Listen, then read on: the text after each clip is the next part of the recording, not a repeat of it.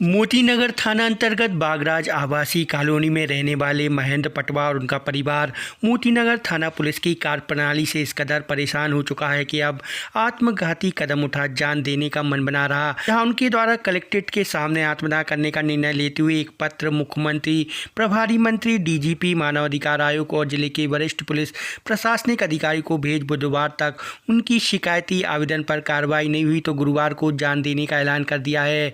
मामले में पीड़ित परिवार के इस कदम के ऐलान के बाद मोतीनगर पुलिस की सांसें फूली हैं, जहां आज पीड़ित फरियादी परिवार को थाना भी तलब किया गया है। उन्हें समझाइश देने का प्रयास भी हुआ है, पर फरियादी ने स्पष्ट कर दिया है जब तक उनके आवेदन पर पुलिस संबंधित के खिलाफ मामला नहीं बनाती तो वह कोई समझौता नहीं करेंगे। फरियादी महेंद्र पटवा और उनकी पत्नी ने पूरे मामले में कॉलोनी में रहने वाले सोनी परिवार पर गंभीर आरोप लगा। छेड़छाड़ जैसी घटना का विरोध करने पर सोनी परिवार के लोगों के द्वारा कुछ लोगों के साथ जबरन मोबाइल का विवाद बना। साजिश के तहत धारदार हथियारों से प्राणघातक हमला कर परिवार के सदस्यों को लहूलुहान किया गया। हमें गंभीर चोटें आई, अस्पताल में भर्ती रहे, जहां पुलिस ने हमारी एमएलसी रिपोर्ट को दबा दिया और सोनी परिवार से सांठगांठ कर उनके रिपोर्ट पर झूठा मामला बना दिया। शिकायतकर्ता पटवा परिवार ने मामले में मोतीनगर थाने में पदस्थ कुछ पुलिसकर्मियों और बीट प्रभारी पर उन्हें डरा धमकाने का आरोप भी लगाया और अपनी सुनवाई नहीं होने पर परेशान होकर न्याय इंसाफ नहीं मिलने पर जान देने की बात कही। पुलिस के आला अधिकारी से मांग की है कि मामले को संज्ञान में लेकर वह उचित कदम उठाएं, हमें न्याय दिलाएं, अन्यथा अत्याचार के आगे बेबस होकर जान देने के अलावा उनके पास कोई रास्ता नहीं, क्योंकि पड़ोसी सोनी परिवार ने उनका जीना दूभर कर सुकून छीन रखा है। हर पल दहशत के साए में जीने को मजबूर है वह। हमारा नाम महेंद्र पटवा है। हम block number F20 room number 5 में रहते हैं, बागराज आवास कॉलोनी में। 13/2 को शाम के तकरीबन 8 बजे एक घटना घटी। हमारे बच्चे को सोनी समाज के 3 लोगों ने पकड़ा और मारने लगे। जब हम लोग बचाने गए तो कहने लगे हमारा इसने मोबाइल चोरी किया है।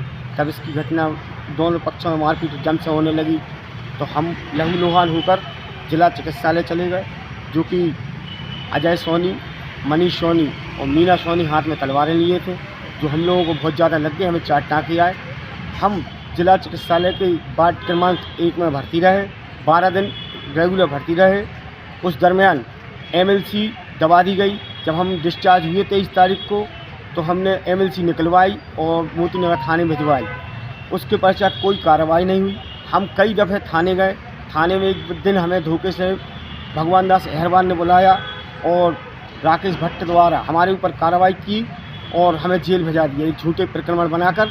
और हमारे हाथ से घरौंदा आश्रम के पास पुलिस ने एक जो शादी समारोह में तलवार इस्तेमाल की जाती है वह तलवार रखी और हमारे हाथ से जब्त करवाई। उसमें 2 गवाह बनाए उनने, भूपेंद्र बंसल और वीरेंद्र गौर, जो रजौआ के रहने वाले हैं।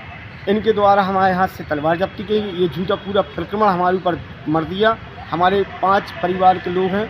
हमारे 5 जनों को शाम को 5:30 बजे जेल रवानगी कर दी गई, लेकिन हमारे वकील ने जो प्रयास किया उसके बाद हम लोगों को तत्काल जमानत मिल गई।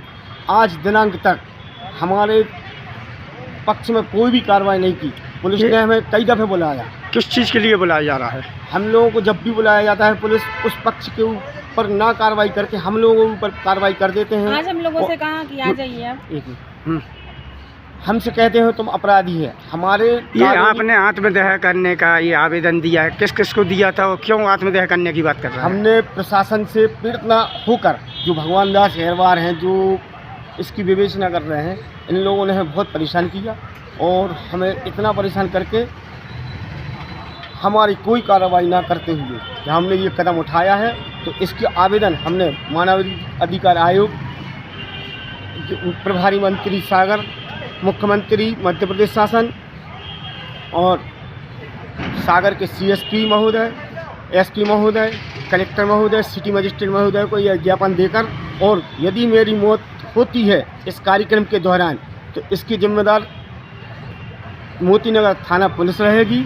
अन्यथा सोनी परिवार के 5 सदस्य और हमारे पड़ोस में रहते हैं पप्पू भाईजान, उनके दोनों लड़के और पप्पू भाईजान इस मौत के जिम्मेदार रहेंगे। ये मामला सर दूसरा है, लेकिन मालूम है इन लोगों ने हम लोगों के साथ इन लोगों ने हम लोगों को परेशान करके रखा है। हमारी बहू है जो छोटी, उसको ये लोग देखते थे, आते थे, बैठते थे, तो हम उसको मना करते थे तो वो लोग माने नहीं। उन लोगों ने उन लोगों को मना 2 बार किया गया। ये वो टूटा मोबाइल था, उनके हस्बैंड ने कहा ये मोबाइल टूटा हुआ है, उसने नहीं उठाया। उसके बाद भी इन लोगों ने आरोप लगाया मेरे बेटे पे, और मेरा बेटा किराने की दुकान से आ रहा था और किराने की दुकान से आके इन लोगों ने पकड़ा, उसको मारा, उसका पेट पहले से ही टूटा हुआ है।